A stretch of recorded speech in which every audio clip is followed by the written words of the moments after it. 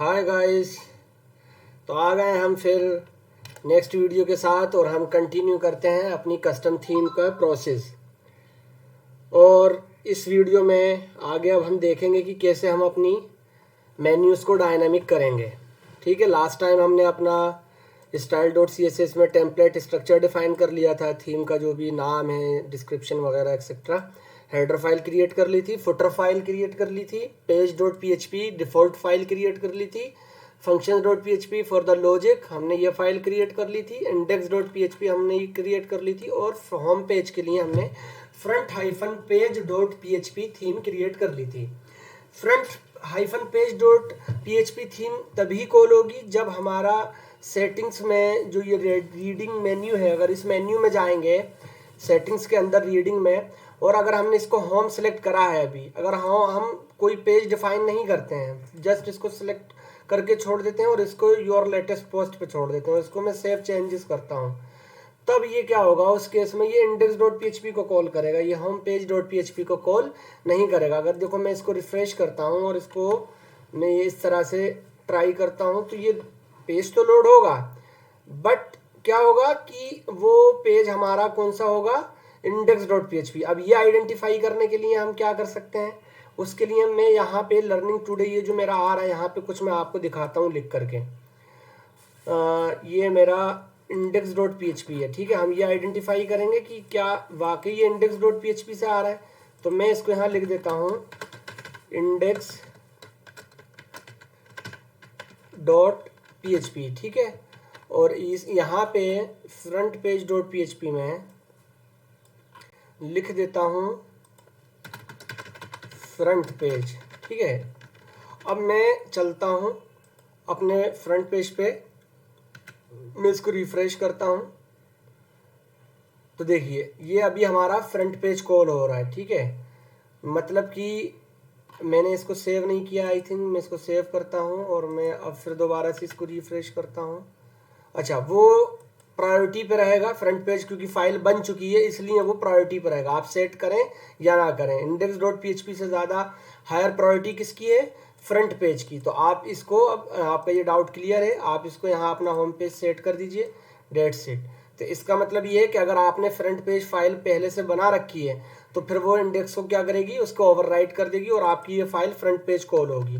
ठीक है, अब हम बात करते हैं, ये हमारा क्लियर है और आई थिंक आपका भी क्लियर हो गया होगा। अब चलते हैं हम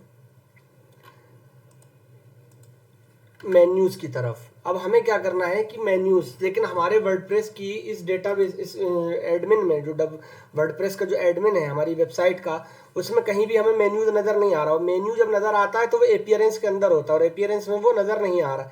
तो जब नज़र नहीं आ रहा तो इसके लिए पहले हमें क्या करना होगा कि एडमिन में उस मेन्यू की लोकेशन हमें बनानी होगी। तो हम उसके लिए क्या करते हैं, उसके लिए हमें यहाँ पे जाना होगा गूगल पे, और हम लिखेंगे यहाँ पे रजिस्टर नेव मेन्यूज़।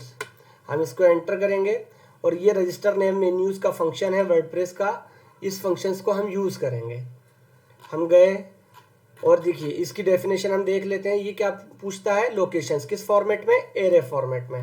ये देखो यहाँ लिखा भी है, या तो स्ट्रिंग या ऑप्शनल है इनकी लोकेशंस, बट हम एक स्ट्रिंग्स रहेगी, बट वो स्ट्रिंग किसकी रहेगी, वो एरे फॉर्मेट में रहेगी। तो हम अब जाते हैं अपने नीचे और हम एक कोड कॉपी करते हैं यहाँ से, ये रजिस्टर नेव मेन्यू। ठीक है, इसको मैंने कॉपी किया, रजिस्टर नेम मेन्यूज़, और मैं अपनी ये मैंने बताया है कि इस तरह की चीज़ें हम कहाँ लिखेंगे सारी, ये हम लिखेंगे अपने functions.php में। ठीक है, तो मैंने यहाँ लिखा रजिस्टर, कमेंट कर देता हूँ मैं यहाँ पे ताकि हमें पता रहे कि ये फंक्शन किस लिए है, रजिस्टर नेम मेन्यू। ठीक है, ये हमने डाल दिया। हम यहाँ पे अभी फ़िलहाल क्या रखते हैं, एक तो रखते हैं प्राइमरी मेन्यू जो हमारा हेडर मेन्यू होगा, अंडरस्कोर प्राइमरी मेन्यू। ठीक है, एक हमारा फुटर मेन्यू, इसको हम रख देते हैं नाम प्राइमरी मेन्यू, और ये जो भी यहाँ आया है लिख के उसको हम क्या कर देते हैं, ये सब हटा देते हैं और ये फुटर मेन्यू कर देते हैं। इसको थोड़ा सा फॉर्मेटिंग कर दिया हमने। ठीक है, ये हमारा हो गया। बट समटाइम्स अब जैसे हमने ये डाल दिया यहाँ पे, कल को क्या हुआ, कल को वर्डप्रेस ने ये कोर फंक्शन है रजिस्टर नेम मेन्यू, इसने वर्डप्रेस ने क्या किया कि इस फंक्शन को ही रिनेम कर दिया, मान लो कुछ और कर दिया, तो ये एरर दे जाएगा, क्योंकि इस फंक्शन की जब डेफिनेशन इसको नहीं मिलेगी। तो उसके लिए हम क्या करते हैं, एक कंडीशन लगाते हैं, इफ फंक्शन एग्जिस्ट। अगर वो फंक्शन एग्जिस्ट करता है, देखिए ये, अगर ये फंक्शन एग्जिस्ट करता है तो हमारा ये काम करे, अदरवाइज ना करे। तो बेटर ये होगा कि हम इसको ही यूज कर लें। अगर हम इसको यूज करेंगे तो ये हमारे लिए ज्यादा हेल्पफुल होगा। कल को अगर कोई चीज अपडेट होती है वर्डप्रेस के एंड से, तो हमारा क्या होगा कि वेबसाइट पे फर्क नहीं पड़ेगा, वेबसाइट हमारी बंद नहीं होगी। ठीक है, प्राइमरी मेन्यू, फुटर मेन्यू, और ये जो फंक्शन यूज कर रहे हैं माई थीम, तो इसकी जगह पे हम अपना लिख देते हैं प्रोजेक्ट का नाम, प्रोजेक्ट 1 स्ट्रिंग फॉर्मेट में। ठीक है, इसको मैंने कॉपी किया और इसको यहाँ पे मैंने ये पेस्ट कर दिया। अगर आप देखेंगे इसका जो माई थीम था, तो ये 3 जगह देखो यहाँ हाईलाइट हो रहा है। तो मैंने इसको कॉपी यहाँ भी किया, यहाँ भी किया और यहाँ भी किया। ये मेरी रजिस्टर नेम मेन्यूज क्या है कि अब ये प्रॉपर रेडी हो गई। अब हमने इसको सेव कर दिया। अब जब हम functions.php, अब हम जाते हैं वर्डप्रेस में अपने एडमिन में, अब हम इसको रिफ्रेश करते हैं, तो अब आप देखेंगे अपीयरेंस के अंदर मेन्यूज दिखाई दे रहा है। ठीक है, हमने मेन्यूज पे क्लिक करा तो देखो हमने 2 लोकेशन बनाई थी, एक लोकेशन बनाई थी प्राइमरी, एक बनाई थी फुटर। तो हमने प्राइमरी और एक फुटर, ये हमारी 2 लोकेशन बन गई है ना, आप देख रहे होंगे। बट हमारा जो हेडर वाली जो लोकेशन होती है उसको हम बोलते हैं प्राइमरी मेन्यू। ठीक है, हमेशा याद रखना, उस लोकेशन को हम प्राइमरी मेन्यू नाम देते हैं। तो सबसे पहले हमें क्या करना होगा, अपना एक मेन्यू नेम क्रिएट करना होगा। तो उसको हम नाम रख देते हैं हेडर मेन्यू। लोकेशन हम प्राइमरी बनाते हैं बट उसका नाम हम रखेंगे हेडर, क्योंकि हम हेडर का मेन्यू बना रहे हैं। तो हेडर मेन्यू, अब हमने क्रिएट पे क्लिक किया, हमारा हेडर मेन्यू तैयार हो गया। अब आप यहाँ से जो साइड के ये जो ऑप्शन से ये इनेबल हो गए, पहले ये इनेबल नहीं थे। तो अब आप पेजेस ऐड कर सकते हो इस फॉर्मेट में, पहले होम, फिर अबाउट, फिर कोर्सेज। तो पहले हमने होम पेज जो है सिलेक्ट कर लिया, व्यू ऑल में गए, होम पेज हमारा आ रहा है, हमने होम पेज सिलेक्ट कर लिया। फिर उसके बाद अबाउट सिलेक्ट कर लिया, है ना, फिर उसके बाद कोर्सेज सिलेक्ट कर लिया, है ना, फिर उसके बाद हमारा ट्रेनर्स सिलेक्ट कर लिया। ठीक है, फिर उसके बाद हमारा क्या है, इवेंट सिलेक्ट कर लिया। ठीक है, फिर उसके बाद प्राइसिंग सिलेक्ट कर लिया, है ना, प्राइसिंग को सिलेक्ट कर लिया और ये ऐड टू मेन्यू करा दिया, और उसके बाद कॉन्टेक्ट सिलेक्ट कर लिया, और ये हमारा कॉन्टेक्ट ऐड टू मेन्यू, ये हमारे हो गए। बट अभी सेव नहीं किए, और सेव करने के बाद हमने ये भी नहीं बताया कि वो किस लोकेशन पे देखेंगे। तो इनकी जो लोकेशन होगी वो कौन सी होगी, प्राइमरी, क्योंकि हम हेडर मेन्यू ऐड कर रहे हैं तो उसकी लोकेशन प्राइमरी मेन्यू, हमने इसको चेक कर दिया और ये हमने सेव कर दिया। तो अब आप देखेंगे मेन्यूज में हमारा एक मेन्यू क्रिएट हो गया जिसका नाम है हेडर मेन्यू। ठीक है, अब हम इस हेडर मेन्यू को, जो ये हमारे मेन्यूज बने हैं, इस हेडर मेन्यू को यहाँ पे कैसे कॉल कराएं। मेन चीज़ है कि यहाँ हमें कैसे कॉल कराना है। जब यहाँ कॉल हो जाएगा तो इसका मतलब क्या होगा कि जो हमारे वो पेजेस जो बने हैं वो डायनामिक हो गए। अगर हम अभी अबाउट पे क्लिक करते हैं तो देखो ये वही पेज खुल रहा है, हमारा जो इंडेक्स कह लो या फिर फ्रंट पेज कह लो, है ना। बट और यहाँ URL में क्या दिखा रहा है, .html, जबकि वर्डप्रेस की वेबसाइट .html एक्सटेंशन से नहीं चलती है, वो सिलेक्ट के बिहाफ पे चलती है। जो मैंने आपको बताया था पहली वीडियो में कि अबाउट, या तो वो अबाउट होगा या फिर अबाउट -us होगा, है ना, या फिर वो कोर्सेज होगा, courses.html कभी नहीं होगा। एक्सटेंशन वर्डप्रेस के URLs में यूज नहीं होता है। क्यों नहीं होता है, क्योंकि हम लोग जो बनाते हैं वर्डप्रेस की वेबसाइट वो SEO फ्रेंडली होती है, उसके सारे URLs SEO फ्रेंडली होते हैं। अब हमने इसको कॉल करना है, इसको डायनेमिक करना है, तो हमें डायनेमिक कहाँ करना होगा, अपनी हेडर फाइल में मेन्यूज है, ये वाले मेन्यूज मेरे हेडर फाइल में है। तो ठीक है, अब हम चलते हैं रजिस्टर नेम मेन्यू से। तो हमने क्या करा, रजिस्टर जहां भी कीवर्ड यूज होगा तो समझ जाओ कि वो वर्डप्रेस के बैक एंड में कोई फीचर ऐड करने के लिए वो कोड लिखा जा रहा है ना। और अगर कोई कोड फ्रंट एंड के लिए लिखा जाएगा तो उसके फंक्शंस डिफरेंट होते हैं। तो अब हम क्या करेंगे, यहाँ पे WP नेव मेन्यू, मैंने यहाँ WP नेव मेन्यू पे क्लिक किया। आप देखो ये वर्डप्रेस का एक फंक्शन ओपन हुआ। ठीक है, इस WP नेम मेन्यू में ये भी क्या एक लेता है, पैरामीटर आर्गुमेंट ले रहा है एरे टाइप का। उसके अंदर क्या क्या लेगा, मेन्यू, मेन्यू क्लास, मेन्यू की ID, container, container class, container ID, है ना, फॉलबैक फंक्शन, बिफोर, है ना, after, link before, link after, depth, walker और थीम लोकेशन। तो हमारी थीम लोकेशन मीन्स होता है कि मेन्यू लोकेशन, तो थीम लोकेशन हमारी क्या है, प्राइमरी मेन्यू। तो प्राइमरी मेन्यू जो हमने functions.php में जो कोड लिखा था, ये लिखा है ना, तो तो ये हमारी प्राइमरी अंडरस्कोर मेन्यू, ये हमारी थीम, ये तो हमारा लेबल हो गया, लेबल से हमें कोई मतलब नहीं। इस प्राइमरी मेन्यू पे हमने अपना हेडर मेन्यू सेट कर रखा है, तो ये हमारी थीम लोकेशन हुई प्राइमरी अंडरस्कोर मेन्यू, ठीक है। तो हम जब एरे बनाएंगे, मतलब एक एरे बनाएंगे, ये एरे बनेगा हमारा, ठीक है। उस एरे में ये सारी चीज़ें हम डिफाइन करेंगे। तो देखो हम एक कोड यहाँ से उठाएंगे, इस वेबसाइट में इन्होंने ये देखो यहाँ सारा दे रखा है पूरा एक्सपेंड करके ये। तो अभी ये वाला तो नहीं उठाते हैं, तो काफ़ी मतलब इनका कोर फाइल का है, हम उठाते हैं ये वाला, ठीक है।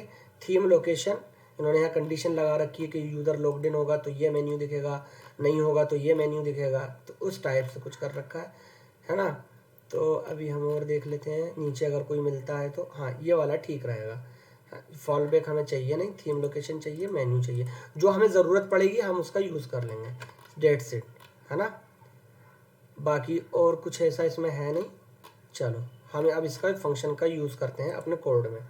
तो अब हमारा कोड कहाँ है, हमारा जो हमारा HTML वाली चीज़ें, इसको तो हमें हटानी है, तो ये हमें UL चाहिए ही नहीं अब ये, क्योंकि HTML का है। अब हमारा UL ऑटोमेटिक बन के आएगा, कैसे बन के आएगा हम बताते हैं। ये हमने कोड लिखा किसके अंदर, PHP के अंदर, ठीक है। ये हमने कोड लिख दिया WP nav मेन्यू, ठीक है। अब इसको हम थोड़ा सा फॉर्मेट कर लेते हैं, मैंने इसको फॉर्मेट किया, ये मेरा फॉर्मेट हो गया। तो मेन्यू का तो अभी हम इसको तो हम कमेंट करते हैं, बाद में इसको समझेंगे, ठीक है। और इन्होंने काफ़ी लंबा चौड़ा कमेंट डाल रखा है यहाँ पे कि डू फॉल बैक, ये वो, इसका कमेंट बाद में समझा, अभी इसको हमने खुद ही कमेंट कर दिया। थीम लोकेशन हमने बताई है क्या यूज़ होगी, जो हमने बना रखी है प्राइमरी मेन्यू, है ना। तो अब हम अपने हेडर में गए, इसकी जगह पे हमने क्या करा, ये अपना प्राइमरी मेन्यू, ये अपनी थीम लोकेशन तैयार हो गई, है ना। फॉल बैक हमें चाहिए नहीं तो हमने इसको हटा दिया, ठीक है। और इसको अभी फ़िलहाल मेन्यू को भी मैंने हटा दिया, ये भी मुझे नहीं चाहिए, अभी थीम लोकेशन मैंने यूज़ कर ली। अब क्या है अगली चीज़ ये है कि क्या हमारे यूएल के अंदर कोई क्लास यूज़ हो रही है, नहीं हो रही है। मतलब कि हमारा जो कंटेनर है वो मैं यूएल के अंदर ही तो सारे एलआई हैं, तो हमारा कंटेनर क्या है, यूएल है। तो हम अगर जाते हैं और जो इन्होंने पैरामीटर्स दे रखे हैं कि आप क्या क्या पैरामीटर्स ऐड कर सकते हैं, तो देखो हम क्या ऐड कर सकते हैं, मेन्यू की क्लास, है ना, मेन्यू की क्लास ऐड कर सकते हैं, मेन्यू की आईडी, और हम कंटेनर बता सकते हैं। तो हमारा कंटेनर क्या है, यूएल है। तो हमने क्या करा, कंटेनर के अंदर ना कभी कोई क्लास है ना कोई आईडी, इस यूएल टैग के अंदर ना तो कोई क्लास है और ना कोई आईडी है, ठीक है। तो अब हमने क्या करा, यहाँ पे ये अपना कंटेनर डिफाइन कर दिया और इसको मैंने बता दिया कि भाई हमारा जो कंटेनर है वो क्या है, यूएल है, ठीक है। ये हमारा कंटेनर यूएल हो गया। अगर हम कोई क्लास, स्पेसिफिक क्लास ऐड करना चाहते हैं तो हम कर सकते हैं। तो हम कैसे करेंगे, तो उसकी कंटेनर क्लास ऐड करो, या फिर कंटेनर आईडी, या फिर मेन्यू क्लास भी ऐड कर सकते हो। तो अब हमने क्या करा, कंटेनर को बता दिया कि कंटेनर हमारा जो भी है ना, मतलब यूएल है या डिव है, देखो यहाँ लिखा है ना, डिफ़ॉल्ट डिव होता है, और आप रैप कर सकते हो यूएल के साथ भी, है ना। तो अगर मैं मेन्यू क्लास यहाँ लिखता हूँ, ठीक है, मैं मान लो मेन्यू क्लास, जबकि है नहीं, जबकि मैं आपको दिखा रहा हूँ, मैंने क्या करा, कोई भी कस्टम क्लास इस यूएल के अंदर आ जाएगी वो। तो अब हम यहाँ पे नाम दे देते हैं, मान लो इजहार नाम की क्लास मैंने दे दी, ठीक है, सपोज करो, और इसको मैंने WP nav मेन्यू, और इसको मैंने क्या करा दिया, को, इस फंक्शन को, ठीक है। कराते नहीं है बट मैं अभी देखता हूँ क्या सीन है आगे। इसको मैंने सेव कर दिया। अब मैं अपने ब्राउज़र पे गया तो देखो मैंने इसको रिफ्रेश किया, देखो डबल मेन्यूज़ आ गए एज इट इज़।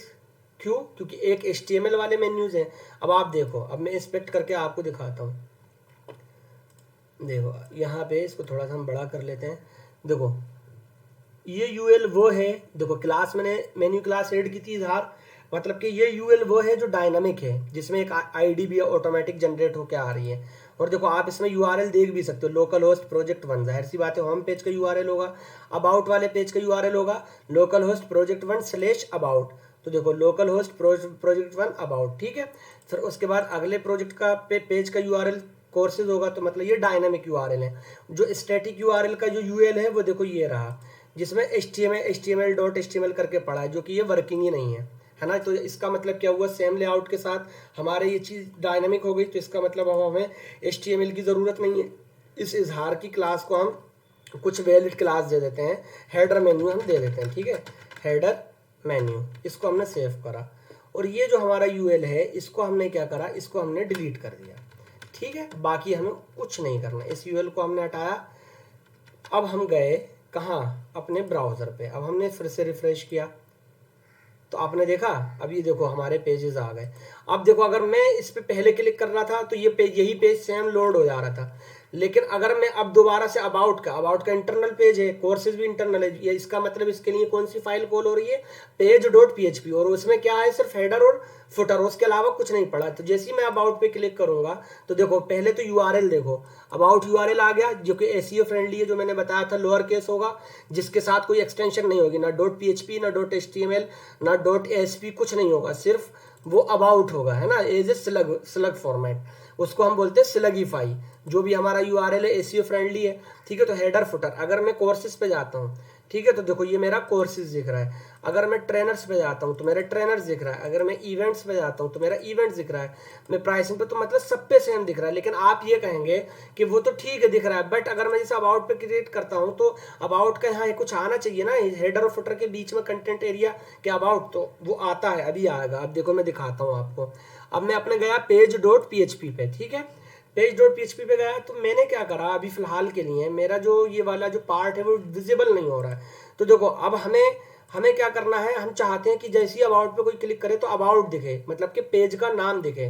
तो पेज का नाम दिखाने के लिए जो फंक्शन होता है वर्डप्रेस में, वो होता है द टाइटल, है ना। तो मैं सिर्फ द टाइटल करके छोड़ देता हूँ, है ना।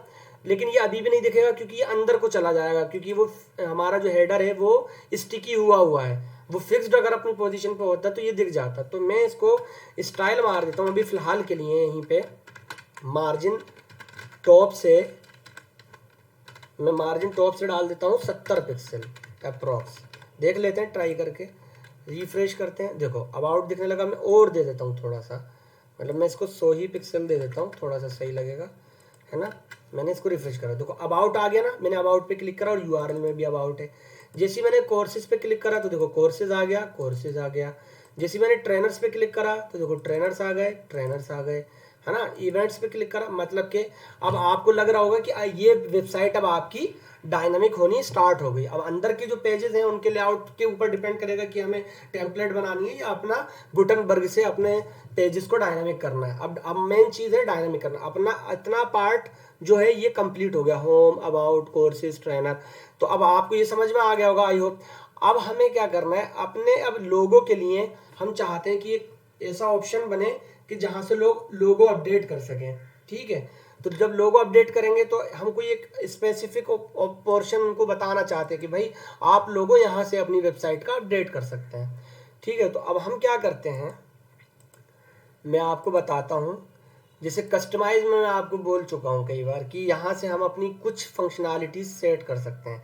तो देखो साइट आइडेंटिटी के अंदर क्या ऐड कर सकते हैं, सिर्फ फेव आइकन, यहाँ से लोगो अपडेट नहीं कर सकते।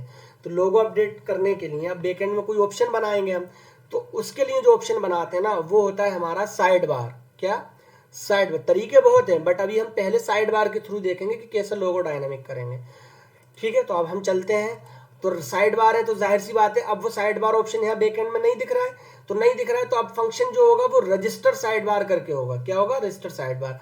और रजिस्टर साइड बार को टेक्निकल वर्डप्रेस के टेक्निकल टर्म में हम बोलते हैं विजिट। तो अब हम एक विजिट बनाएंगे और हम यहाँ पे, लेकिन वो विजिट जो बनेगी वो कैसे बनेगी, जैसे अभी मेन्यूज बना था तो रजिस्टर नेम मेन्यू करके बना था फंक्शन, है ना, तो उसको हमने यूज किया था। अब साइड बार है तो उसके लिए हम क्या करेंगे, रजिस्टर साइड बार।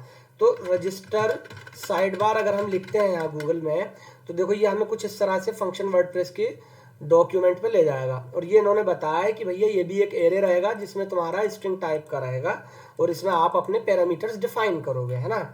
तो अब हम इन्होंने इसमें बताया कि आप क्या दे सकते हैं, उसका नाम दे सकते हैं, उसकी एक यूनिक आईडी होगी जिस आईडी के बिहाफ पे आप उस साइड बार को कॉल कर सकते हैं। उसका आप थोड़ा सा डिस्क्रिप्शन दे सकते हैं उसके बारे में कि ये लोगों की विजिट है या फिर ये तुम्हारे किसी एक स्पेसिफिक इमेज की विजिट है या फिर किसी साइड बार की विजिट है या फिर किसी ब्लॉग की विजिट है ना। आप उसमें क्लास डाल सकते हैं, बिफोर आफ्टर डाल सकते हैं, है ना। उसके बाद आप जो है अपने टाइटल का बिफोर आफ्टर डाल सकते हैं ना, before side bar, after side bar, ये सारे इनके वो हैं पैरामीटर्स एरे के।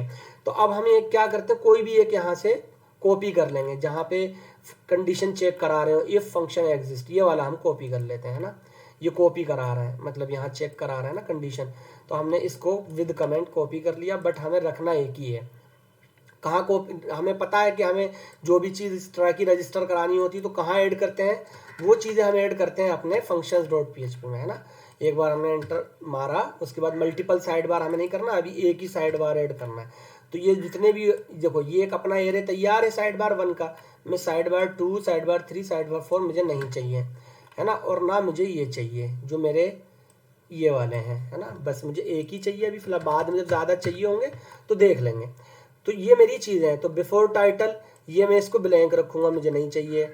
आफ्टर टाइटल मुझे नहीं चाहिए। मेरा जो नाम है इस विजिट का वो क्या होगा, क्योंकि मैं लोगों की विजिट बना रहा हूँ, लोगों की विजिट होगी, ठीक है ना। बिफोर विजिट मेरे को नहीं चाहिए कि भाई विजिट से पहले कौन सी डे पे, कुछ नहीं चाहिए मेरे को, एकदम ब्लैंक चाहिए, है ना। बस मुझे लोगो हो गया। और मेरा जो प्रोजेक्ट है टेक्स्ट डोमेन, यहाँ मैं प्रोजेक्ट 1 डाल दूंगा, है ना। ये मैंने डाल दिया। अभी मैं थोड़ा सा डिस्क्रिप्शन भी देना चाह रहा हूँ। तो देखो इनके यहाँ पैरामीटर्स डिफाइन है ना, तो मैं उस डिस्क्रिप्शन को कॉपी करूँगा और मैं जस्ट यहाँ पे ये मेरा डिस्क्रिप्शन, और हम एरे में इस तरह से वो डिस्क्रिप्शन को डाल देंगे। तो डालेंगे इसलिए कि ये हमारा हेल्पफुल होगा मल्टी लैंग्वेज की, जब वेबसाइट्स बनाते हैं तो ये फंक्शंस काम आते हैं। तो अब यहाँ पे मैं डाल देता हूँ, मैंने लिख दिया कि you can upload the theme logo, या मतलब वेबसाइट लोगो, है ना। वेबसाइट लोगो यहाँ से अपलोड हो जाएगा। अब जैसे ही मैं इसको सेव करूँगा तो अब आप देखना, अब मैं एडमिन में जाता हूँ, ठीक है। तो देखो यहाँ पे अभी साइड बार या विजिट करके कुछ नहीं दिख रहा, बस कस्टमाइज, मेन्यू, थीम और थीम एडिटर ये चीज़ दिख रही है। देखो एक जैसे ही मैं रिफ्रेश करूँगा ना तो एक ऑप्शन बढ़ गया विजिट्स, मैंने बोला था ना विजिट्स बढ़ जाएगा विजिट्स में। अब मैंने इसको नेक्स्ट नेक्स्ट नेक्स्ट करा तो देखो लोगों की विजिट आ गई, यहाँ पे ये लोगों की विजिट हमें विजिबल हो गई। अब यहाँ ये प्लस का ऑप्शन है, जैसे ही मैं इस पर क्लिक करता हूँ तो यहाँ पे एक इमेज दिखा रहा है, मैंने ये इमेज सेलेक्ट कर ली, है ना। अब मुझे लोगो चाहिए, तो देखो अब हमें लोगो, हम यहाँ चेक करते हैं क्या ये इमेज है, नहीं ये टेक्स्ट है। अब तो हम इसको क्या करते हैं, एक स्क्रीनशॉट इसका क्रिएट कर लेते हैं, लोगो नाम से एक इमेज बना लेते हैं जस्ट, ठीक है। ये मैंने यहाँ करा, इसको मैंने सेव कर लिया अपने डेस्कटॉप पे लोगो के नाम से, ठीक है। ये मेरी लोगो की क्रिएट हो गई। अब मैं अपने बैकएंड में गया, मैंने अपलोड किया, नहीं मीडिया लाइब्रेरी पे गया, मैंने इसको ड्रैग एंड ड्रॉप कर दिया सीधा, ये मेरा लोगो देखो अपलोड हो गया यहाँ पे अगर आप देखोगे, और मैंने इसको सिलेक्ट करा लिया, मेरा ये लोगो आ गया। मैंने इसको क्या करा, अपडेट कर दिया, है ना। ये हो गया बैकएंड का काम फिनिश। बट हमें तो यहाँ भाई इसको डायनामिक लाना है ना, कल को कोई मेंटोर ना डाल के कुछ और डाल दे यहाँ, तो अगर कुछ और डालेगा तो वो यहाँ पे कॉल होना चाहिए। अभी समझ में आएगा कि कैसे कॉल होना चाहिए। अभी ये क्या है, स्टैटिक है। देखो अभी हम अपने हेडर में अगर गए, क्योंकि लोगो तो हमें हेडर में मिलेगा और मेन्यू भी हेडर में मिलेगा, तो ये मेन्यू तो हमारा हो गया, लेकिन मेन्यू से पहले क्या मिलेगा हमें, ये मेंटोर। ये क्या है, अभी टेक्स्ट है, लेकिन हमें इमेज बनानी है इसको, तो इसे हमें कॉल करना है, इसे हमें क्या करना है, कॉल करना है। जब हम इसको कॉल करेंगे तो क्या होगा कि हमारी इमेज ये डायनेमिक हुई, कल को अगर कोई वेबसाइट का लोगो चेंज होता है, इमेज चेंज होती है, तो वो यहाँ पे ऑटोमेटिक कॉल हो जाएगी, ना कि फाइल में आके हम चेंज करें, ठीक है। तो अभी हम क्या करते हैं, इसको ना एक img कर लेते हैं फिलहाल के लिए। img आप लोगों को पता ही है ना। और अल्ट डाल देते हैं ताकि यहाँ पे ये हमें पता रहे कि ये क्या है, आई की इमेज है, लोगो की इमेज, है ना। ये हमारी लोगो की इमेज है। अब यहाँ पे हमें चाहिए पाथ इमेज का, वो भी डायनामिक। और ये index.html अब हमें नहीं चाहिए, क्यों, क्योंकि हमारी जो वेबसाइट है अब डायनामिक हो चुकी है। तो अब हमें चाहिए URL किसका, होम पेज का। तो होम पेज का URL सिर्फ इतना लिखने पे मिल जाएगा, ब्लॉग इन्फो, आप ये URL लिख दो बस, ब्लॉग इन्फो। लास्ट टाइम हम क्या लिख रहे थे, पूरा पाथ लेने के लिए टेम्पलेट_URL, लेकिन अब क्या लिख रहे हैं यहाँ पे, URL। तो आप इतना लिख दो, ये आपको होम पेज का URL दे देगा। अब आपका ये लिंक डायनेमिक हो गया। अभी बात रही इमेज की, अब हमने लोगो वहाँ सेव कर दिया है, तो अब उसको वहाँ से कॉल करने के लिए, मतलब वर्डप्रेस के एडमिन से कॉल करने के लिए अब हम क्या करें। तो जब भी हम साइड बार को कॉल करते हैं तो एक हम फंक्शन यहाँ आपको अलग से कॉल करके दिखाते हैं। उसको साइड बार को कॉल किया, देखो जब रजिस्टर नेम मेन्यू किया था है ना। तो वो functions.php में कोड लिख दिया, लेकिन जब हमने इसको कॉल किया wp nav मेन्यू को, तो हमने क्या किया, इस तरह से कॉल किया कि भैया थीम लोकेशन है प्राइमरी मेन्यू और कंटेनर हमारा यूएल है, क्योंकि हमें एचटीएमएल हमारा जो हमें दिख रहा था कि यूएल बना है, मेन्यू की क्लास हमने अपने पास से डाल दी थी।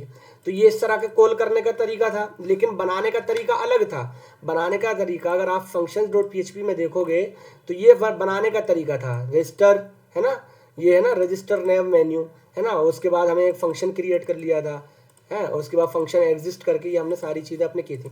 इसको भी हम यहाँ बदल सकते हैं, टेक्स्ट डोमेन को ये हमारा प्रोजेक्ट 1 कर सकते हैं, और इसको भी हम बदल सकते हैं। जहाँ जहाँ टेक्स्ट डोमेन आएगा, अब देखो सब में प्रोजेक्ट 1 चलेगा टेक्स्ट डोमेन की तरह, है ना। तो ये हमारे प्राइमरी मेन्यू, फुटर मेन्यू, ये चीज़ें हमारी क्रिएट हो गई। ये हुई कहाँ, रजिस्टर की वर्डप्रेस में, functions.php में अगर हमें, और जब हमें header.php में डायनेमिक कॉल करना था तो wp नए मेन्यू। अब यहाँ पे इसको कॉल करना है तो हमने वहाँ रजिस्टर साइड बार यूज़ किया था, एरे उसके अंदर पास किया था पूरा, है ना। अब यहाँ पे उसको कॉल करने के लिए एक लाइन का कोड होता है जिसका नाम होता है dynamic SIDEBAR, dynamic underscore side bar. और यहाँ पे जो हम पास करते हैं वो पास करते हैं आईडी। आईडी कहाँ से मिलेगी, आईडी हमें मिलेगी functions.php से।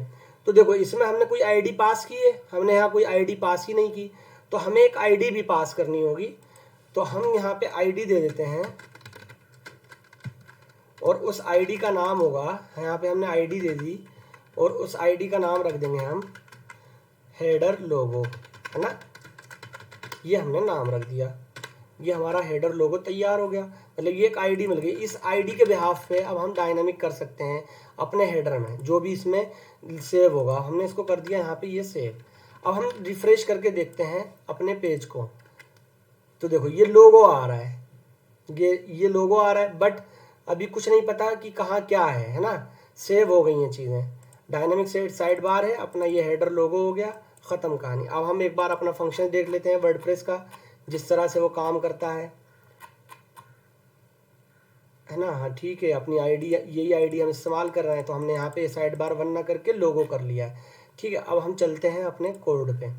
तो अब हमें क्या चाहिए, यूआरएल चाहिए, डायनामिक साइड बार ये फंक्शन होता है, और इसके बीच में हमने आईडी पास कर दी। तो हम क्या करते हैं, इमेज एसआरसी में पाथ चाहिए होता है इमेज का। तो यहाँ पे हम इसको डाल के देखते हैं कि क्या हमें वो डायनेमिक मिल रहा है। हमने रिफ्रेश किया, मतलब नहीं मिल रहा है। चलिए ठीक है, हम सोचते हैं कि इसको एक बार इको भी करा के देख लें, क्या पता ये काम कर जाए। हमने रिफ्रेश किया, कोई फ़र्क नहीं पड़ा।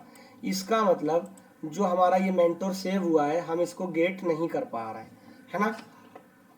इसको गेट नहीं कर पा रहे हैं, तो इसका मतलब क्यों नहीं कर पा रहे हैं, क्योंकि हमने चेंज किया था आईडी यहाँ पे functions.php में, तो जिसकी वजह से नहीं कर पा रहा है। तो हमने क्या करा, एक बार इसको हमने क्लिक किया और इसको हमने यहाँ से किया फिलहाल रिमूव। हम दोबारा से इमेज को सेव करते हैं, क्योंकि हमने आईडी अपडेट की थी ना, तो बाद में कोई भी एक्टिविटी करोगे तो एक बार उसको अपडेट चाहिए होता है। तो अब ये हम अपडेट करेंगे तो ये उस आईडी के बिहाफ पे सेव होगा डेटाबेस में। तो अगर अब हम रिफ्रेश करेंगे तो आई थिंक अब ये मिल जाना चाहिए। देखो ये पूरा मिला है। तो अब ये मेंटोर अल्ट लोगो ये कुछ गड़बड़ सा हो रहा है, तो इसको अब हम क्या करते हैं, बाहर कॉल करते हैं। इसको हम बाहर कॉल करते हैं, और यहाँ पे फिर से एक बार चेक करा के देखते हैं कि क्या होता है।